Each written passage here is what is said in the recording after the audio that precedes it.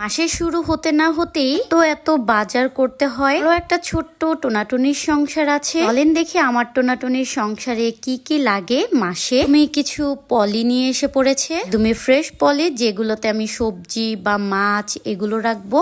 আর sauce তো আমাদের লাগবেই, যারা সমোচা বা যে কোনো নুডলসের সাথে সস লাগবে। আর ডাল, যেটা না হলে একদমই চলবে না। আরো নিয়ে এসেছে গরম মশলা, রসুন, আদা, পেঁয়াজ, শুকনো মরিচ। সংসারের শুরুটা ভালো হলেও শেষের দিকে দেখা যায় একটু টানাটানি লেগেই যায় প্রত্যেকটা ফ্যামিলিতে। আচ্ছা, আপনাদেরও কি এইরকম হয়?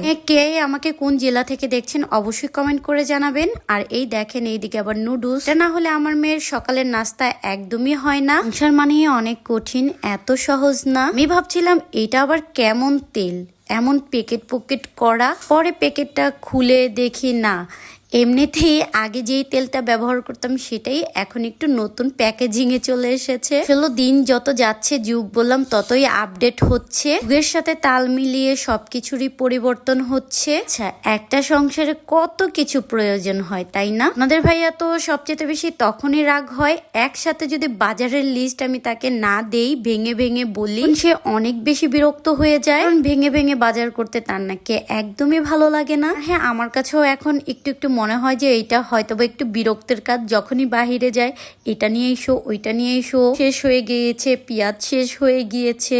একসাথে যদি বাজারটা করে ফেলে তাহলে সবচেয়ে ভালো। এড়ে গেলেও এত প্যারা খেতে হয় না। এগুলো না আনলে একদমই চলে না।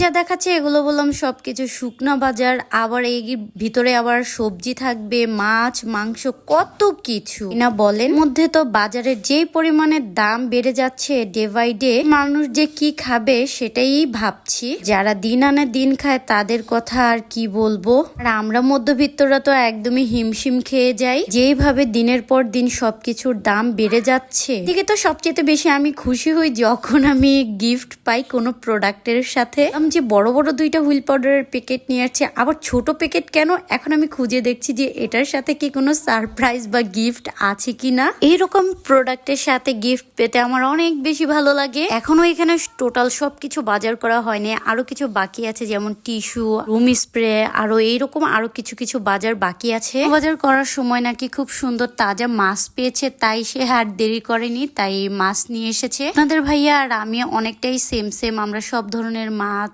সবকিছু মানে খাই না, কিছু কিছু বেছে বেছে খাবার খাই। ব্যাপারগুলো আপনার ভাইয়া ছোটবেলা থেকেই এইরকম, আমিও ছোটবেলা থেকেই একদম সবকিছু খেতাম না। আল্লাহ যা করে ভালোর জন্যই করে, একদম দুইজনকে সেম।